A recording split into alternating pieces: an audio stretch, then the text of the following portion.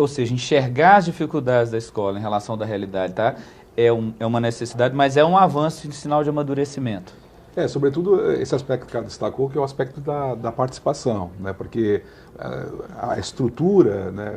Acho que historicamente esse movimento em busca do projeto corresponde até uma superação daquele momento da ditadura militar, em que as coisas vinham todas prontas. Então, acho que esse é um movimento da sociedade brasileira que se reflete também na escola.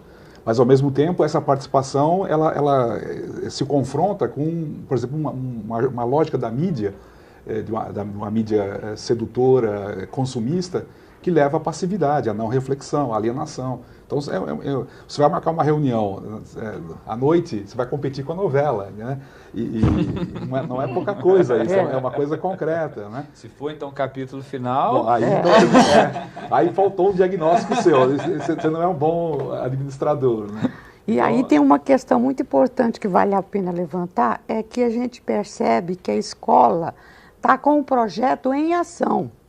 Em ação quando você verifica as crianças nadando, quando você observa, não sei se é roda de conversa, mas uma roda de leitura, que aparece as crianças fazendo leitura em grupo. Quando a gente percebe as crianças na música tocando, a fala dos pais que ficaram interessados em conhecer a escola por dentro.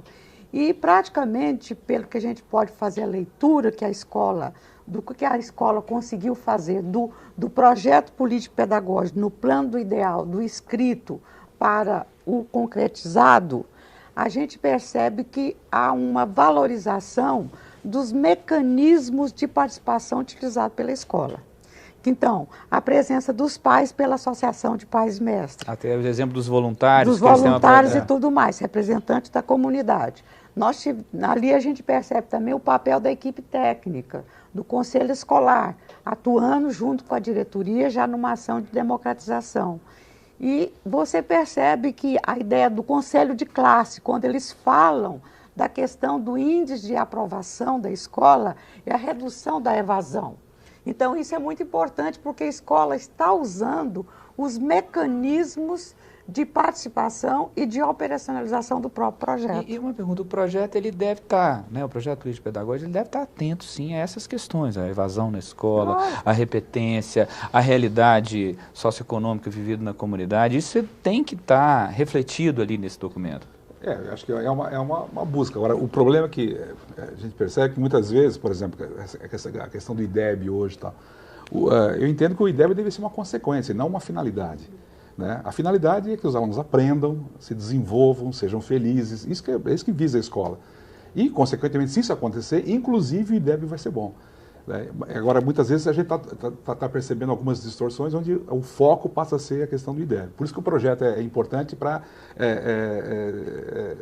tirar né? Se há um projeto claro, há uma intencionalidade, uma finalidade, né?